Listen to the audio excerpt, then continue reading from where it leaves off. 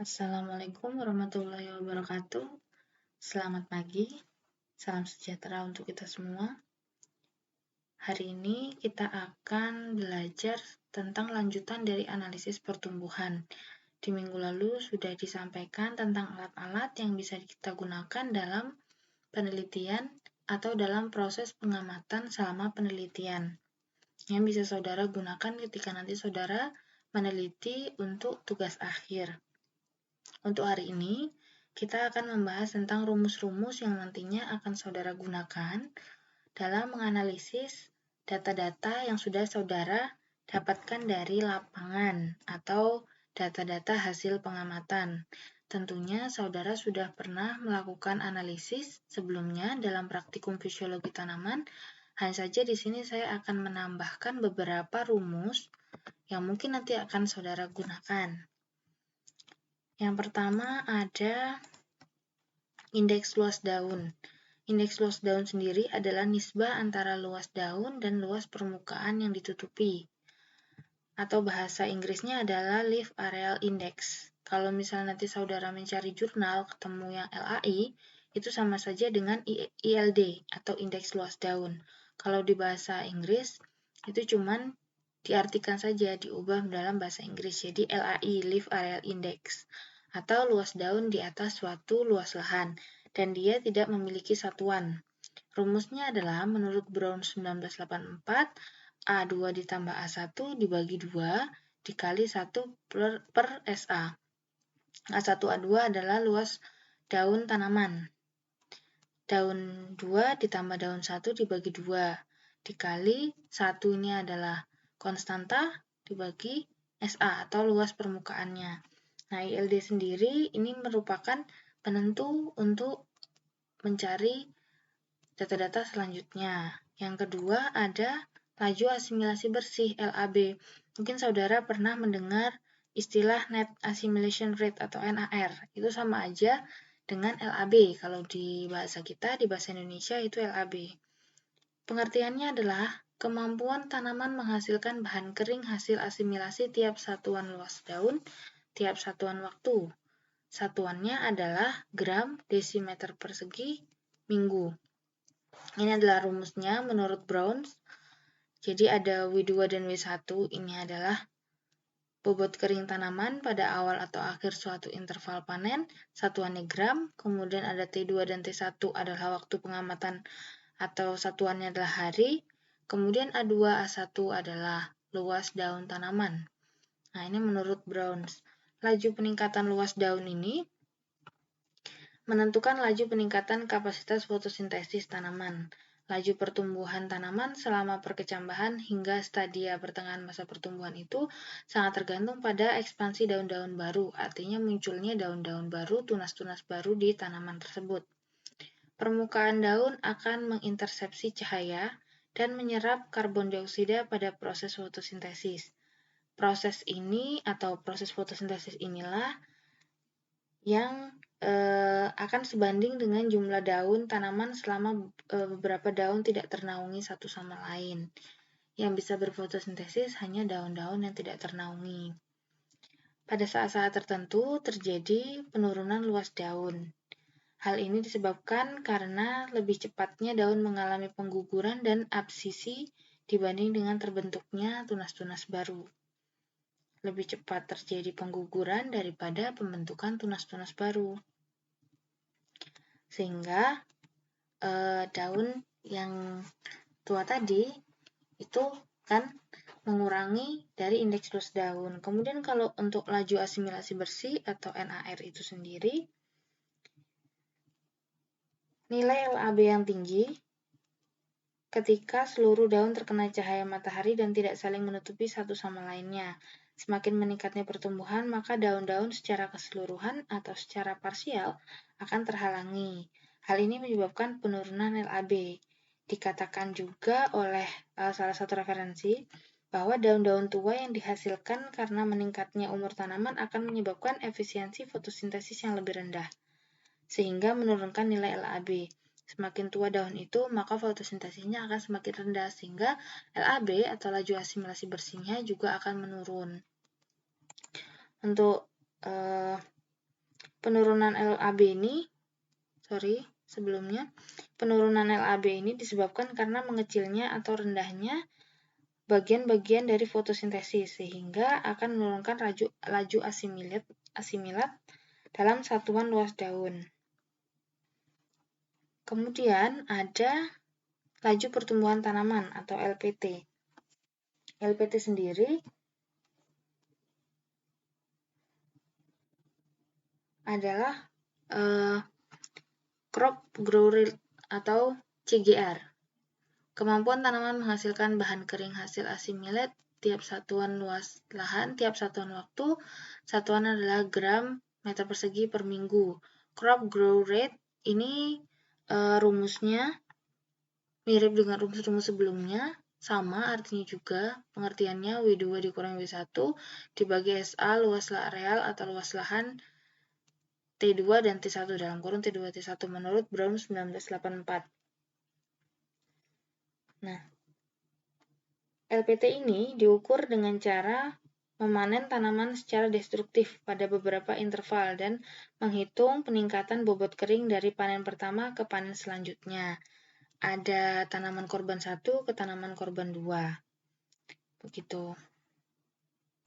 Salah satu referensi menyebutkan bahwa pada lingkungan yang cocok, maka LPT maksimum atau laju pertumbuhan tanaman maksimum akan tercapai, dan hal ini bisa terjadi apabila penutupan daun atau daun yang ternaungi sangat sempurna dan memperlihatkan produksi bahan kering yang potensial serta laju yang ditambahkan pula, sehingga bahwa LPT maksimum tanaman, contohnya adalah kedelai, itu sebesar 23 gram per meter per hari. Di samping itu juga, pada lingkungan yang cocok, proses fotosintesis berjalan dengan baik sehingga menghasilkan fotosintesis yang lebih banyak. Fotosintesis ini akan ditranslokasikan dari ke sumber lingkungan atau ke sumber lumbung vegetatif dan digunakan untuk pembentukan daun.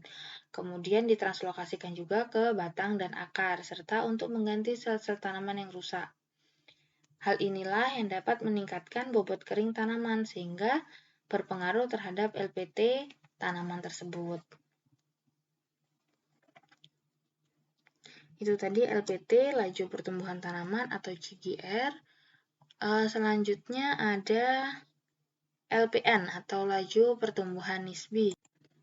Laju pertumbuhan nisbi atau relative growth rate itu biasa disebut dengan laju pertumbuhan relatif, di mana pengertiannya adalah kemampuan tanaman menghasilkan bahan kering hasil asimilasi tiap satuan bobot kering awal tiap satuan waktu, satuannya gram per minggu.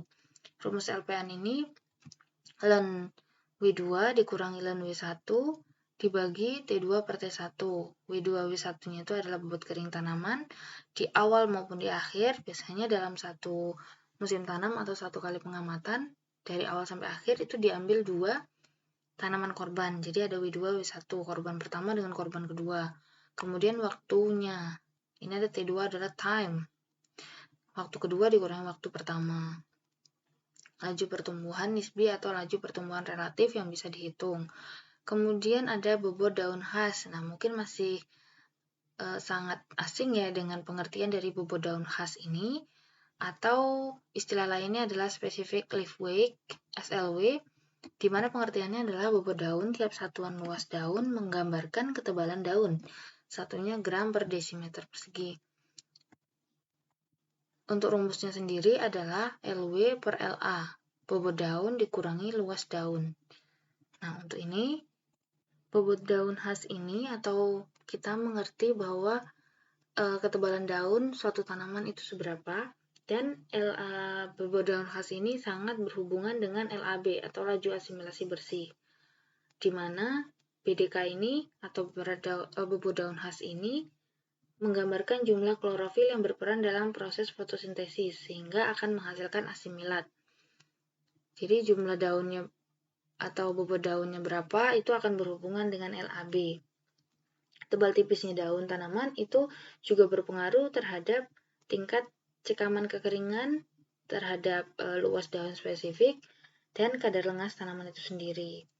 Jadi kalau udah diketahui bobot daun khasnya berapa, nanti itu akan berhubungan dengan LAB-nya, laju asimilasi bersihnya.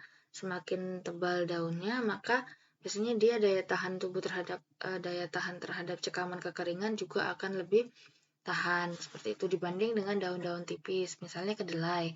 Kedelai kalau misalnya dia nggak disiram dalam jangka waktu yang lama, dia akan lebih mudah layu. Tapi kalau untuk daun-daun yang tebal, biasanya dia akan lebih mudah bertahan atau lebih lama dia tahan terhadap cekaman kekeringan tersebut.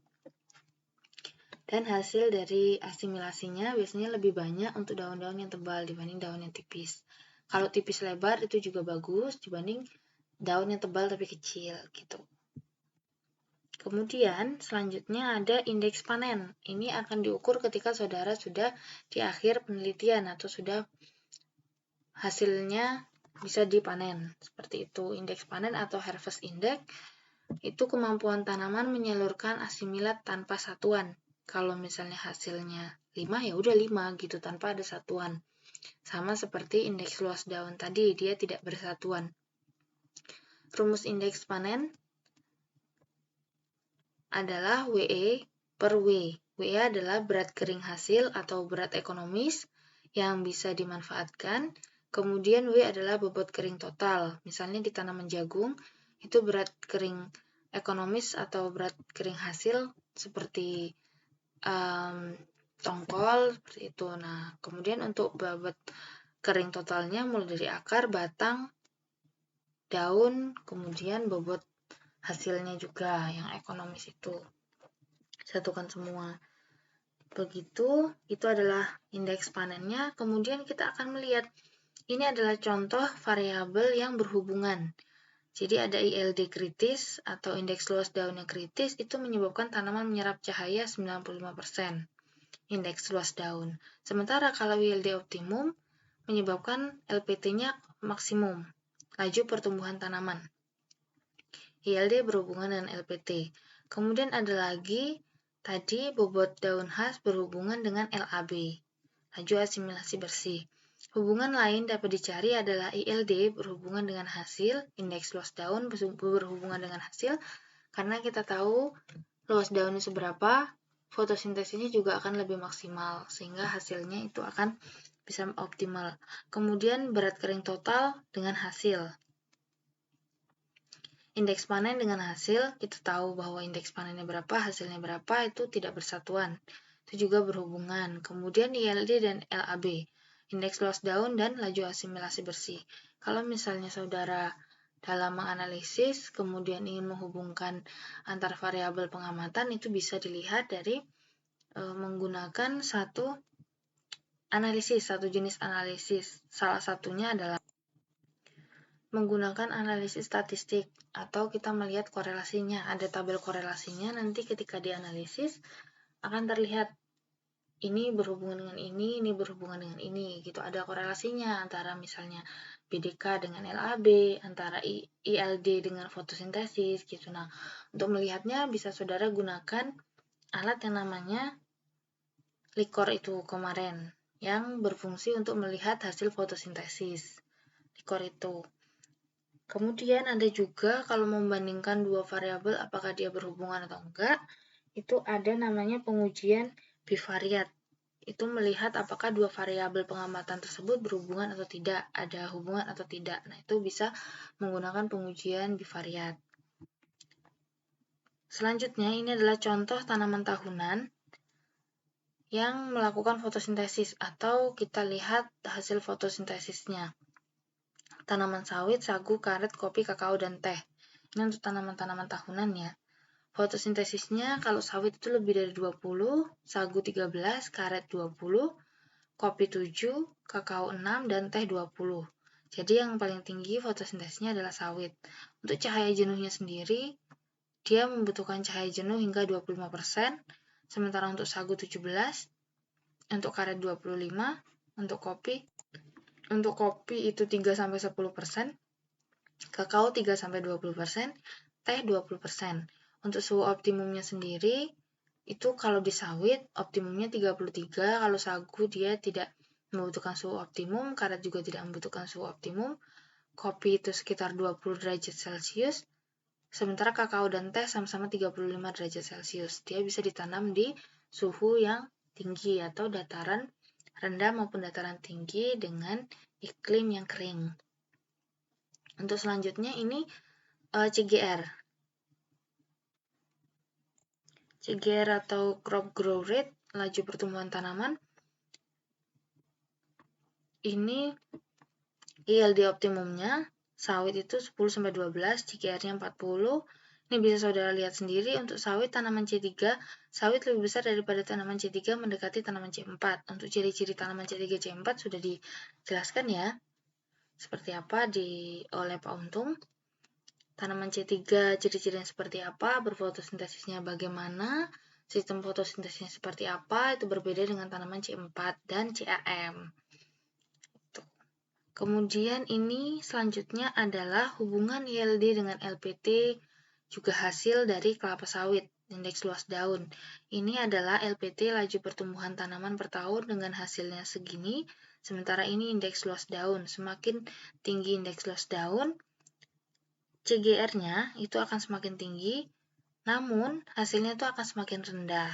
Jadi kalau growth relatif atau pertumbuhan tanaman relatif itu semakin tinggi, maka hasilnya akan semakin, indeks daunnya akan semakin, atau hasilnya ini yang pingin hasilnya, ungunya hasilnya itu akan semakin rendah gitu.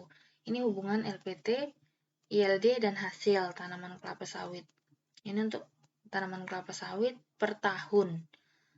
CGR yang tinggi itu tidak akan menghasilkan hasil optimum gitu. Jadi harus kita pikirkan nutrisinya, kemudian bagaimana pertumbuhan dia. Untuk menghitungnya itu saudara bisa gunakan rumus-rumus yang tadi.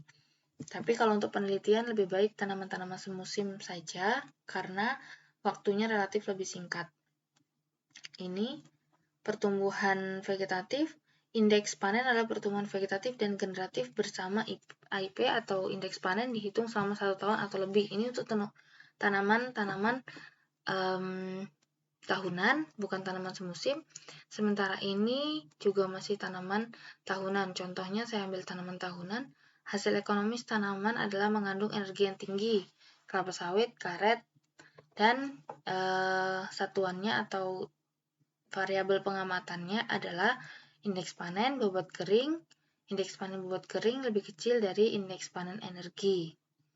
Ini rumusnya ada yang lain, rumus IP energi, tapi nggak akan kita bahas karena ini nggak banyak digunakan dalam variabel pengamatan kita untuk tanaman semusim. Ini sama, hasilnya hasil baik maksimal sama potensial tanaman kelapa sawit itu berapa. Kemudian ini adalah pengertian dari atau poin-poin yang bisa saudara ingat adalah fotosintesis maksimal jarang berkorelasi dengan hasil.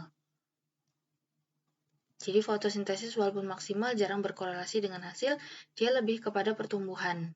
Tuh, fotosintesis ketika pertumbuhan sudah oke, dia akan memaksimalkan di hasil. Tapi kalau misalnya fotosintesisnya belum maksimal, dia beralih kepada laju pertumbuhan.